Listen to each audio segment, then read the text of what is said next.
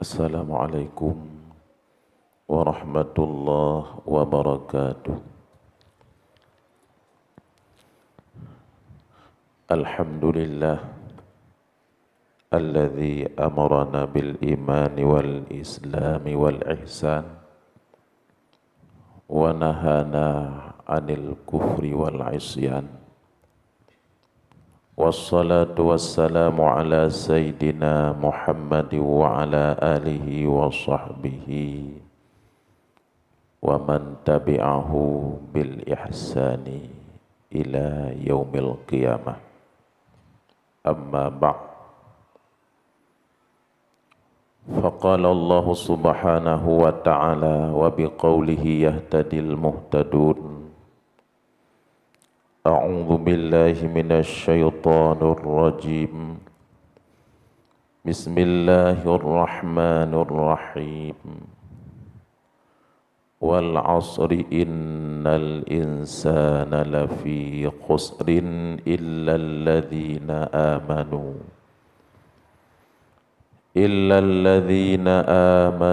wa 'amilus shalihat wa tawasaw bil haqq wa tawasaw bis sabr. Shadaqallahul azim. Puji dan syukur mari sama-sama selalu kita panjatkan kehadiran Allah Subhanahu wa taala, yang mana Allah senantiasa melimpahkan berbagai macam nikmat dan rahmatnya kepada tanyo, sehingga tanyo mak bengah yang mulianya menteng bisa hadir ke dalam rumah Allah yang berbahagianya. Kemudian salat dan salam mari senantiasa kita bersalawat kepada junjungan kita Sayyidina Muhammad sallallahu alaihi wasallam, seterusnya kepada al dan sahabat beliau sekalian. Tunggu-tunggu kaum muslimin dan muslimat sidang jamaah salat subuh yang dimuliakan oleh Allah Subhanahu wa taala. A'udzu billahi minasy syaithanir rajim. Bismillahirrahmanirrahim. Wal 'asri innal insana lafi khusr.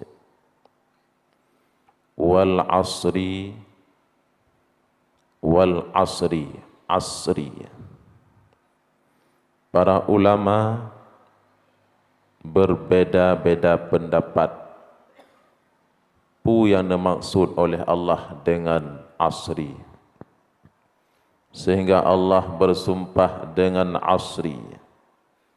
Wal asri, ada sebahagian ulama mengatakan yang dimaksud dengan asri yaitu masa. Maka maknanya wal asri, demi masa. Allah bersumpah dengan masa. Bahkan Allah bersumpah dengan masa, para ulama mengatakan karena Allah mengingatkan tanyo betapa pentingnya masa. Karena Allah menciptakan segala sesuatu khususnya pumenteng yang na di alam dunianyo, yaitu bermasa. Nah yang Allah ciptakan tertuh uro kabih masa.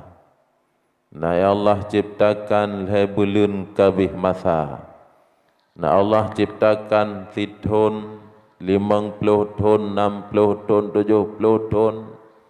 Nah yang Allah ciptakan 30 ton, 1000 ton, 2000 ton. Pada akhirnya masanya habis. Maka Allah bersumpah dengan masa untuk mengingatkan tanya manusia agar kita ingat, kita ingat Allah menciptakan segala sesuatu, khususnya alam dunianya, yaitu bermasa. Imam Syafi'i rahimahullah, beliau berkata bahawa sering tanya manusia lupa kepada masa. Tanya manusia sering lupa kepada masa, yang mana ketika habis masa, pumentengkan hanya tanya ketika habis masa, maka sesuatu yang telah habis masanya, nyo sesuatunya tidak berguna lagi. Ubat, apabila ubatnya habis masa kadaluarsa, maka hanapat pakai li. Kemudian peng, uang, apabila pengnya habis masa, maka pun hanapat pakai li. Kuih yang dipegang kuih, apabila kuihnya kadaluarsa, maka tidak ada guna lagi. Segala sesuatu andai kata telah kadaluarsa, andai kata telah habis masanya, maka tidak ada guna.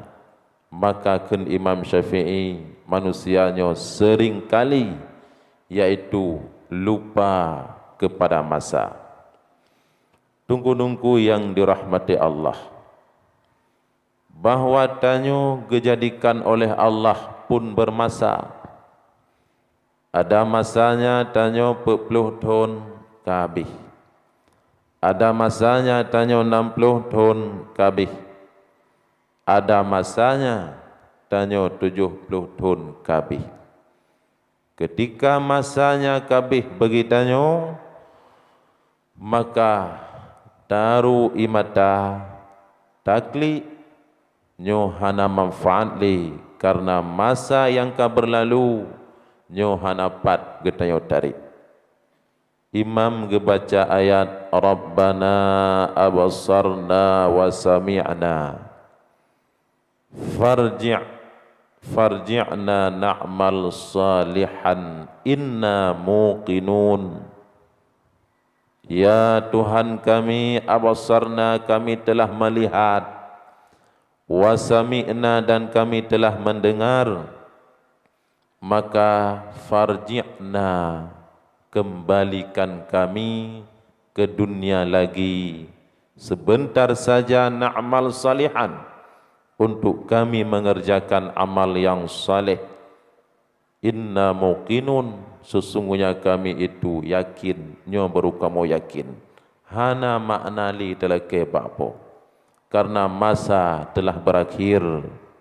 Allah kalih gebi kepada tanyo masa di alam dunianyo, ketika dalam kubur, ketika nanti pada hari kiamat, kita mohon pada Allah, irji'na, farji'na, maka kembalikan kami, na'mal salihah, untuk kami mengerjakan amal saleh.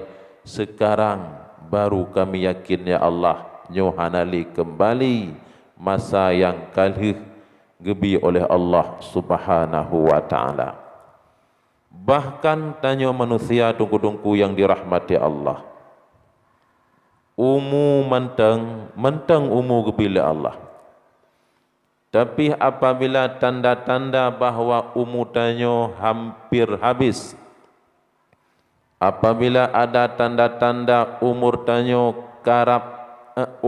umur tanyo hampir kadaluarsa, nyona kebaikan yang getnyo kerjakan hana getungli. Kebaikan yang getnyo kerjakan apabila umur tanyo tanda-tanda hampir kadaluarsa, golom abih umu, tapi tanda-tanda hampir kadaluarsa telah datang, maka ada kebaikan yang kita kerjakan, han lulus li kebaikannya. Dah contoh, yaitu ketika tanyo sakit, maridil makhuf, sakit yang sakitnya dikhawatirkan tanyo akan meninggal.